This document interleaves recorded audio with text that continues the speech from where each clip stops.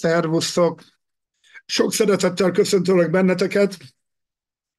A mai rövid prezentációmban az ITNC 530-as, illetve 640-es vezérlés programozásának egy speciális lehetőségét, a döntött tengelyidő megmunkálás szeretném bemutatni. Ennek a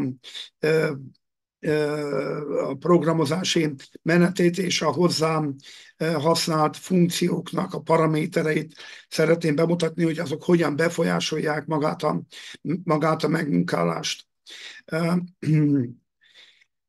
Szűcs Ferenc vagyok, és talán többetekkel már személyesen is találkoztunk. Benneteket külön köszöntelek, és az új kollégák, akik először hallgatják az előadásomat, őket is szeretettel köszöntöm, és biztatom,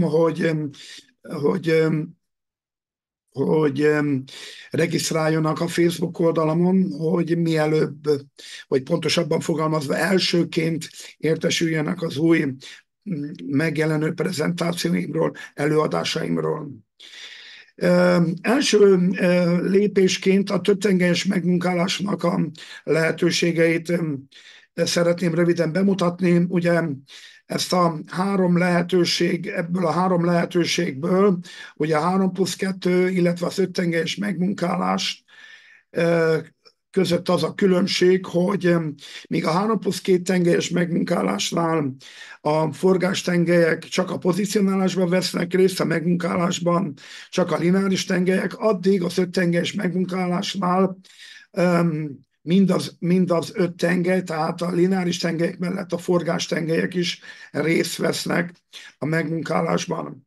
A döntött tengelyű megmunkálás tulajdonképpen E2-nek az egyvelege, és abban az esetben célszerű ezt használni, amikor olyan felületeket kell megmunkálni, ahol szeretnénk elkerülni az alámetszést, vagy a készülék, vagy pedig magának az alkatrésznek a geometriája miatt nem tudunk hozzáférni a megmunkálásra váró felületről, illetve lehetnek olyan prózai okai is, amikor ugye például a szerszám nem elég hosszú a megmunkáláshoz, és egy hosszabb szerszám esetén már technológiai problémák jelentkezhetnek, rezgés, és így tovább. Más megváltozott technológiai adatokat leszünk kénytelenek ebben az esetben használni. Tehát ennél a megmunkálásnál tulajdonképpen egy síkdöntés után egy növekményes forgástengely elforgatást fogok alkalmazni, amelyhez a TCPM funkciót szükséges lesz előtte bekapcsolni, aminek segítségével hozzá tudunk férni, és alámetszés nélkül meg tudjuk munkálni a megmunkálásra váró felületet. A TCPM funkció programozásának több lehetősége van. Ugye a korábbi vezérléseknél az M128-at lehetett használni, most én a Function TCPM funkciót szeretném bemutatni, és részletesen szeretném bemutatni, hogy az egyes paraméterek milyen funkcióval, milyen lehetőségeket tartalmaznak, vagy rejtegetnek. Ugye az M128-ról talán többen ugye már használták is, ugye öttengelyes megmunkálásoknak egyik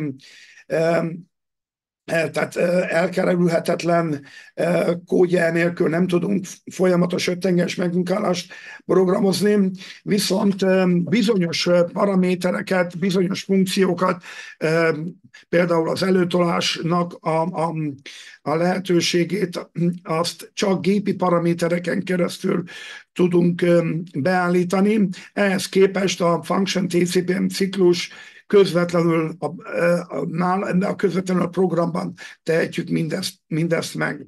Ugye a TCPM funkciónak a lényege az, hogy a szerszám és a felület, a munkadarab pozíciója az megmunkálás során ugye nem fog változni, az elmozdulás során nem fog változni.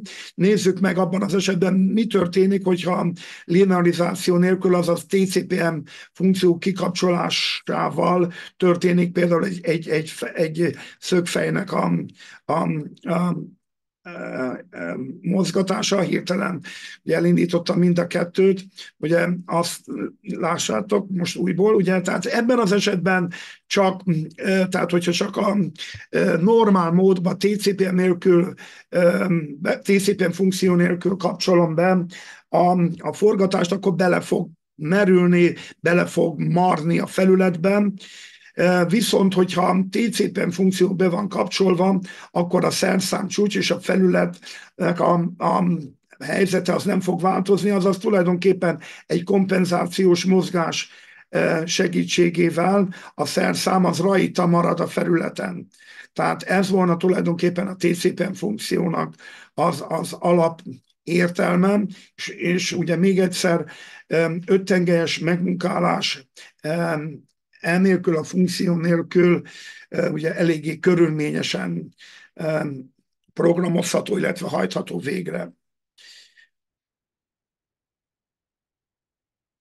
Nézzük meg ezek után, hogy a TCPM ciklusnak milyen jellemzői vannak, azaz magában a programban a ciklus megnyitva milyen paraméterek közül választhatunk. Az első két paraméter azt határozza meg, hogy mire vonatkozzon a programban megadott előtolás, szerszám közepére, vagy pedig a kontúrra. Nézzük először az FTCP-t. A lényege ennek a parancsnak, hogy az előtolási sebesség a szerszám középpont és a munkadarab közötti relatív elmozdulási sebességet jelenti, pontosítva csak a lineáris tengelyek vesznek, tehát az előtolási sebességet, a vezérlés csak a lineáris tengelyek között osztja el, tehát a forgástengelyek ebben az esetben kimaradnak, aminek az a lényege, az a végső eredménye, hogy a forgástengelyeknek annyi idő alatt kell elérni az A pontból a B pontba, mint amennyi idő alatt a lineáris tengelyek ezt a távolságot megteszik. Nyilvánvalóan ez azt fogja jelenteni, hogy a forgástengelyeknek az előtolási sebessége az adott esetben meg fog nőni, és minél távolabb vagyunk a szerszám csúcsától, ennek a kompenzációs mozgásnak az előtolási sebessége egyre nagyobb lesz, hisz nagyobb ívet kell bejárnunk. Nyilvánvalóan ez nagyban befolyásolhatja meg munkált felületnek a minőségét is, majd kicsit később erre mutatok néhány fotót, ami ből talán számotokra is egyértelmű lesz, hogy az FTCP alkalmazása esetén egy igen gyors forgástengely mentén elmozdulásokat fogunk kapni, ami adott esetben a felület minőségén rontani fogja. Még ehhez kapcsolódóan van egy paraméter, ről meg kell emlékeznünk, ez pedig a ciklusban megadott F cím alatt programozható, ez pedig a kompenzációs mozgásoknak az előtolási sebesség korlátozását jelenti. Hogyha megadjuk ezt az F500-at, nyilvánvalóan ez egy viszonylag kis érték, tehát itt ide írhattam volna F5000-et is, akkor a kompenzációs mozgásoknak a sebessége az nem fogja meghaladni az 5000 mm/perces előtolási sebességet. Ez az egyik lehetőség, amit használhatunk, a másik pedig, hogy egy gépi paraméterben a CNC-MV 2100 201-303-as paraméterben megadhatunk egy konkrét értéket, és ebben az esetben a kompenzációs mozgás előtolási sebességét korlátozni tudjuk. Ami az F kontot illeti, erről pedig azt kell tudni, hogy a vezérlés a, a interpoláción résztvevő összes tengely között arányosan ossza el az előtolási sebességet, és ebben az esetben a, az előtolási sebesség számolásban a forgástengelyek is, tehát itt ebben a példában az FA, illetve az FC, tehát az A és a C forgástengelyeknek az előtolási sebessége is részt vesz.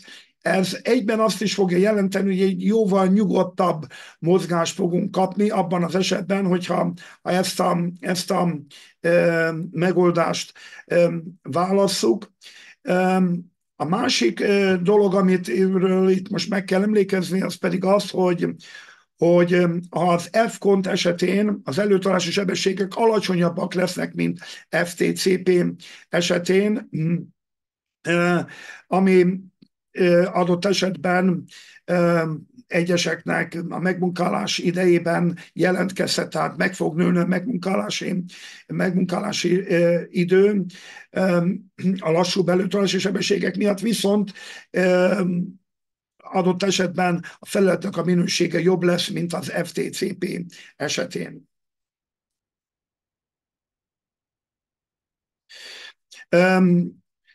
Ebben a két példában megpróbáltam összefoglalni egy egyszerű számpéldán keresztül, hogy hogyan is alakulnak az előtolási sebességek FTCP és F-kont esetén. Ugye az előzőekben elmondtam, hogy az FTCP az az X, Y és Z lineáris tengelyek között fogja tehát arányosan elosztani az előtolási sebességet. Tehát ebben az esetben ugye ez azt fogja jelenteni, hogy ha az F az egyenlő lesz az S per T, ahol az S az elmozdulásnak a nagysága, ugye itt X-ben 100 mm, ugye itt az A tengely az most kimarad, mert ugye az FTCP csak a lineáris tengelyekre fogja arányosan elosztani az előtolási sebességet. Hogyha ebből az összefüggésből a T-t meghatározzuk, akkor kiderül, hogy 0,1 perc alatt fogja végrehajtani az elmozdulást. Ez egyben azt is jelenti, hogy az A tengelynek, hogy ugyanannyira térjen oda, mint az X, abban az esetben 90 osztva 0,1-del, azaz 900 fok per perces előtolási sebességgel kell mozognia. Összefoglalva annyit mondhatunk, hogy minél nagyobb az szögtartományt kell, ugye itt esetünkben az átengelynek bejárnia, annál gyorsabban kell forognia. A másik ugye az az F-kont, ebben az esetben az előtolás számításban a lineáris tengelyek mellett a forgástengelyek is részt vesznek, azaz, hogyha az előző képletet kiegészítjük az FA négyzet plusz FC négyzet, azaz a Pitagórasz szétel alapján számított előtolás képletében, akkor ugye az X-ben 100 per T, az fokba pedig 90 per T. Ebből, hogyha kiszámoljuk átalakítások után a T-t, akkor 0,1345 tízezred percet fogunk kapni. Hogyha ez alapján visszaszámoljuk az előtolásokat, ugye S per T, tehát 90 osztva 0,1345 tízezred perccel, akkor 669 fok per percet kapunk, ugyanez az X tengelyen pedig 744,4944 tízezred milliméter per perces előtolási sebessége, tehát látjuk összehasonlítva az FTCP-vel, hogy itt ugye egy jóval alacsonyabb előtolási sebességeket kapunk, és ugye összefoglalásképpen még annyit lehet mondani, hogy minél nagyobb szögtartományt kell bejárni az átengelynek, annál kisebb előtolást fogunk kapni a forgástengelyeken.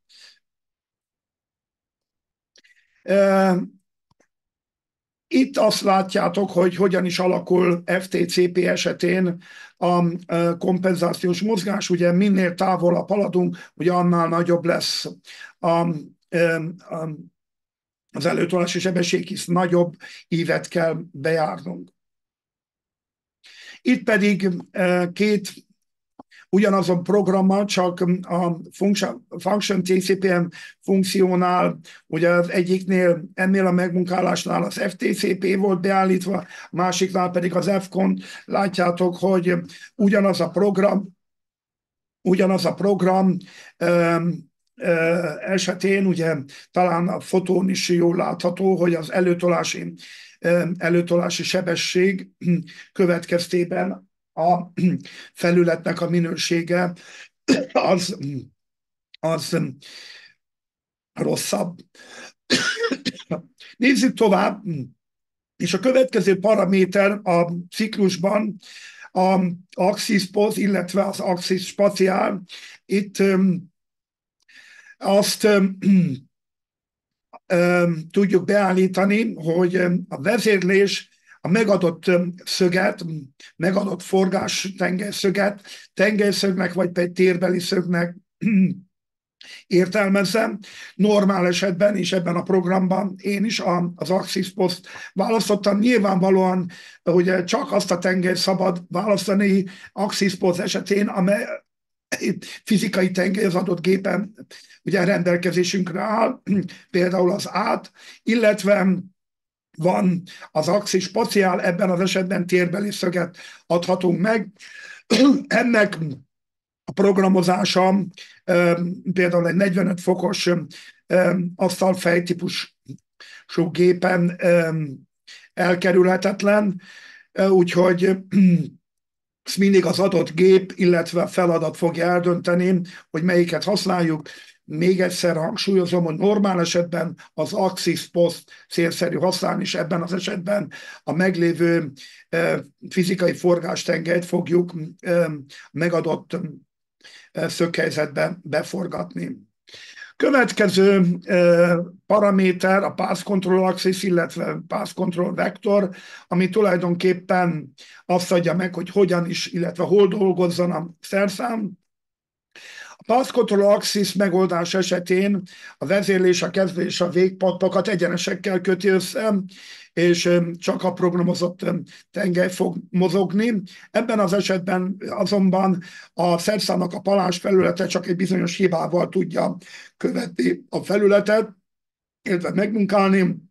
Ez azt jelenti, hogy a felületen alakhiba fog keletkezni, tehát nem lesz sík a felület.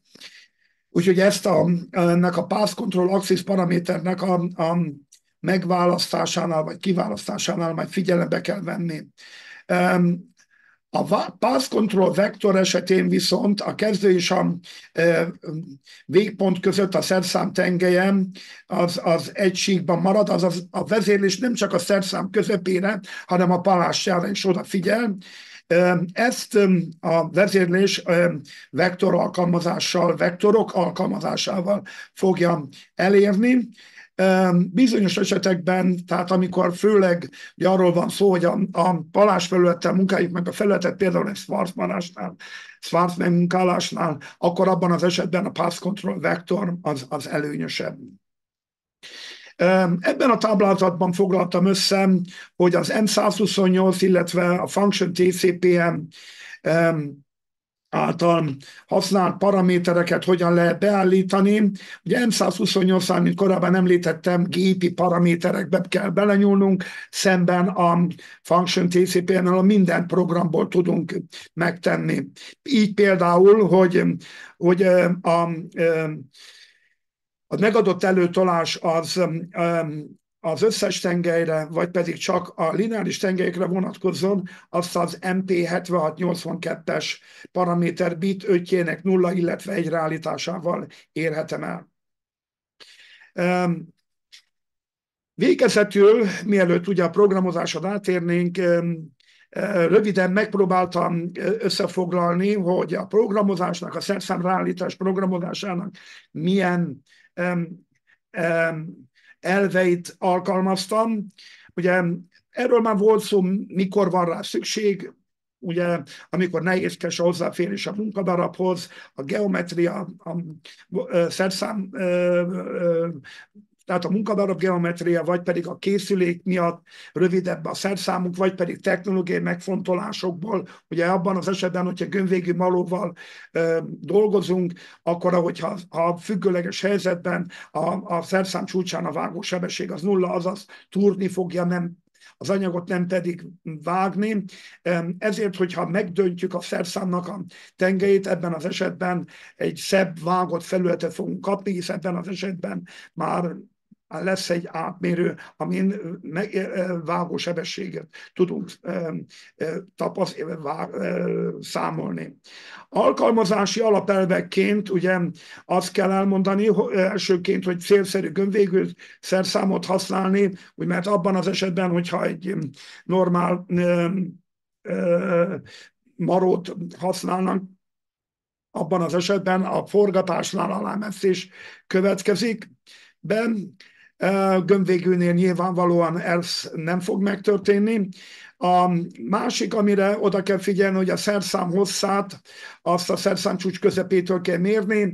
Én a programban nem ezt tettem, hanem egyszerűen ugye a DL-ben beírtam egy R-gömb megfelelő rádiuszértéket, ezzel ugyanazt értem el. Ugye a másik pedig, hogy a billentési szöget azt az aktív síkban fogja majd a vezérlés végrehajtani, aminek mindig növekményesen kell, hogy megadjuk. Hogyan programozzuk? Ugye ebben az esetben az első mindig, hogy bekapcsoljuk a TCPM funkciót M128-al, vagy a TCPM ciklussal.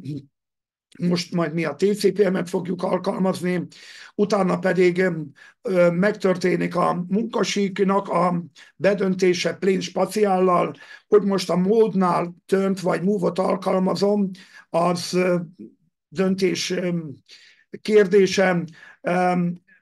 Nyilvánvalóan majd figyelni kell, hogy melyik esetben milyen szög esetén fordulhat elő adott esetben az, hogy végállásra megyünk. Én a turnt alkalmaztam, lehet, hogy nektek a programban, a gépeteken szükség lehet esetleg a tengelydöntés, a növekményes szögdöntés előtt egy Z-irányú elmozdulás programozására, például LZ 300 R0F Max-ra.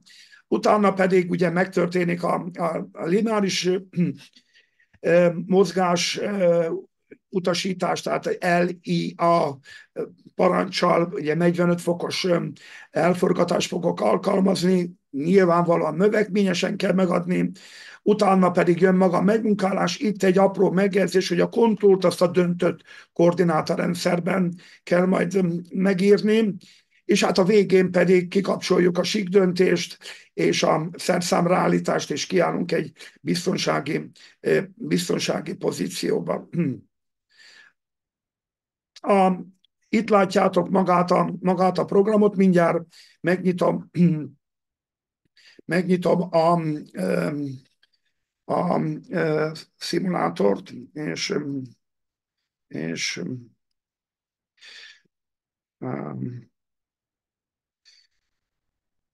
egy másodperc türelmeteket kérem. Így van.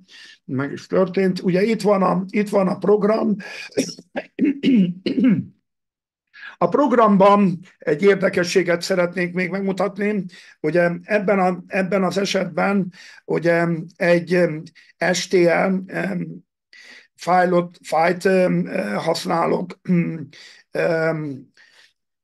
a nyers darab, a blokkform megadásban, ezt pedig úgy értem el, hogy előtte egy elforgatás nélkül lefuttattam egy programot, és ennek a modelljét elmentettem, megmutatom, hogy hogyan csináltam. Ebben az esetben itt van a nyers darab, ezt most elindítom, és ebben az esetben ugye az volt a cél, hogy előállítsak egy STL fájlt, itt van Export Workpiece, és ebben az esetben, hogy én elmentettem TCPM aláhúzás gyak.stl név alatt elmentettem sztereolitográfi formátumba a modellt, és tulajdonképpen ezt a modellt, ezt a modellt hívtam be a blogformnál. Ugye ebben az esetben, hogyha megnyitom, akkor itt van a select file, és itt ugye be tudom emelni a tcpm.stl nevű fájlt. A következő, ugye a, az alapreset, ugye, amit tulajdonképpen minden öttenges megmunkálásnál a program elején célszerű beszúrni, minden töröl a program elején. Ezt követően egy D10-es gömbvégű marót használtam. Ugye itt van maga a TCPM funkció, ugye ebben az esetben én most az FTCP-t használtam, Axis Post, ugye majd látni fogjátok, hogy ez akkor ez a 45 fokos tengelydöntés, az valós szerszámtengely pozíciót fog jelenteni, és ugye itt nagy jelentőség azért nincsen, Path Control Axis, és végén pedig egy F5000-es előtolás kompenzációs értéket adtam meg. Még egy apróságot, hogy mi lesz a vezérelt pont. Ugye ebben az esetben a tooltipet használtam, a CNT, tehát gömbközepet ebben a formában az SL ciklus nem tudja értelmezni, ezért hagytam ezt no-entel, és ebben az esetben alapértelmezésként a szerszámnak, a gömbvégű marónak a csúcsa, az a déli pólusát fogja vezérelni. Utána ugye történt egy nullponteltolás, amivel kitoltam kontúrt, kitoltam a koordinátorrendszert a darabnak a végére, és tulajdonképpen egy 90 fokos döntés után még ugye pluszban egy növekményes 45 fokos elforgatást adtam meg, és itt következik a maga megmunkálás az SL25-ös ciklussal, hogyha itt a resettel elindítom magát a programot szerkesztési üzemmódban, akkor mindjárt látni fogjátok magát a kontúrt. Egy pillanatra, mindjárt ugye meg lesz. Segítünk neki. Tehát tulajdonképpen ez lesz maga a kontúr, amit felviszünk a felületre. Hogyha most átmegyek tesztüzemmódban, akkor ugye behívom a plane spaciál, tehát a megmunkálást, elindítom, akkor látjátok, hogy az STL fájlként egy 3D-s modellt tudtam megjeleníteni, nyomok egy reset startot, és tulajdonképpen ugye indul maga a megmunkálás. Hogyha átváltok program és machine módra, abban az esetben ugye látjátok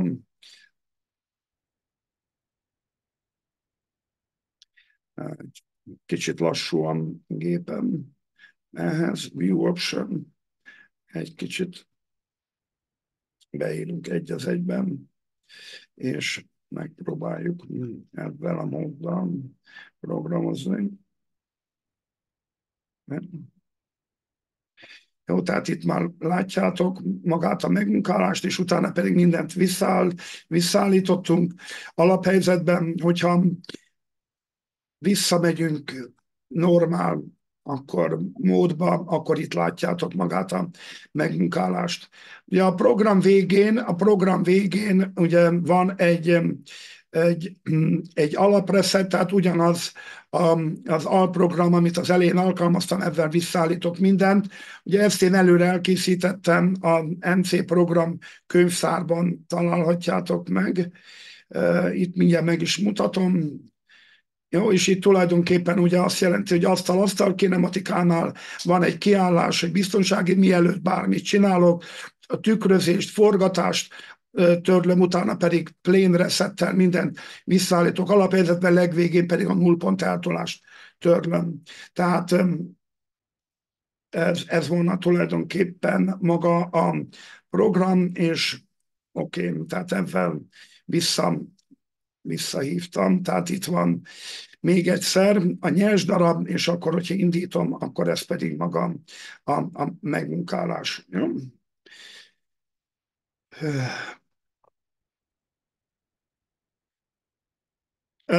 A kapott felület érdességgel kapcsolatban van egy kis programocskám, ez a Scallop, amiben ugye be tudom állítani azt, hogy a egyes fogásmélységeknél milyen felületi érdességet kapok. Most nekem a programban 2 van, 2 mm-es fogás, ebben az esetben 0,2 a scallop mélység. Hogyha ezt leviszem 0,5-re, akkor már látjátok, egy egész tűrhető felett érdességet kapok. Nyilvánvalóan ez ugye ebben az esetben avval is jár, hogy meg fog nőni a megmunkálási idő.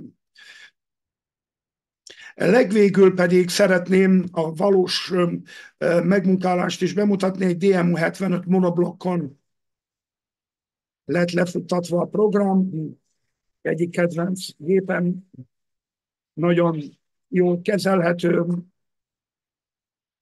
rálátunk a felületre, mert nincs lezárva fémmel az ablak, tehát az egész munkateret látom, tehát itt látjátok a megmunkálást, és ugye itt van a 45 fokos döntés, ami ugye